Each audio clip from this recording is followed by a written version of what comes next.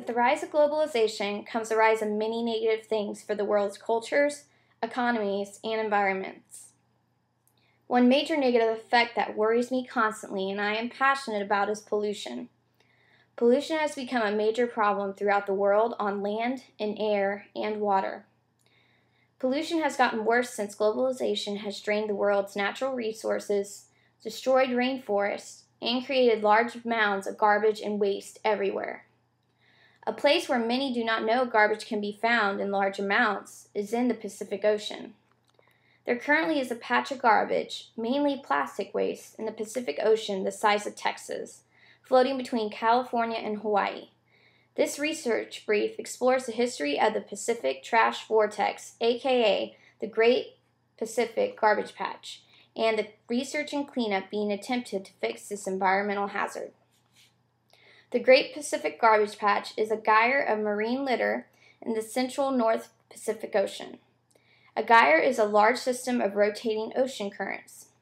Its coordinates are estimated to be 135 degrees to 155 degrees west and 35 degrees to 45 degrees north. The Great Pacific Garbage Patch is not visible by satellite because it consists of suspended particulates just beneath the top surface of the ocean.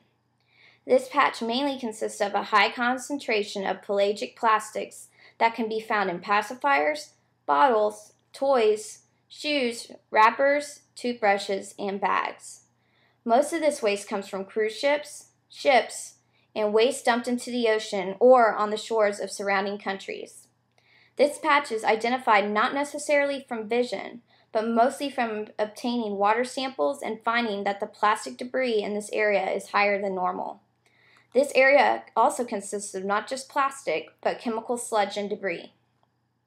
Research began in 1988 when a crew of Alaskan researchers for the NOAA found that there were high concentrations of marine debris accumulating in regions where the ocean currents were prevalent. They found that this is occurring in the Sea of Japan and predicted that most likely this would eventually occur in the Pacific Ocean as well. Then, in 1997, Charles J. Moore was returning from a sailing race in the North Pacific Gyre when he came across an enormous area of floating debris. He alerted Curtis Ebsmeyer, an oceanographer, who eventually dubbed this area as the Eastern Garbage Patch. Most of the waste that was found was actually invisible to the human eye, but was in the form of broken down waste that had changed the chemical makeup of the water beneath the surface.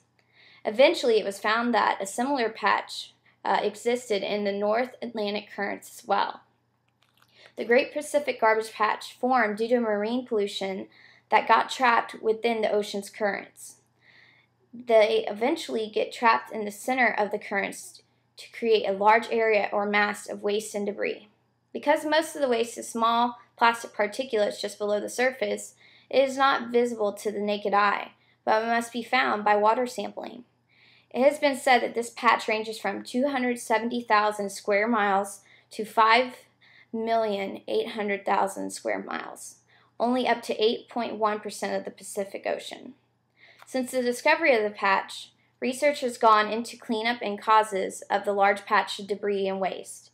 In 2009, the Scripps Institution of Oceanography launched Project Kasai Seaplex survey mission to explore the gyre more deeply and to try to help clean it up.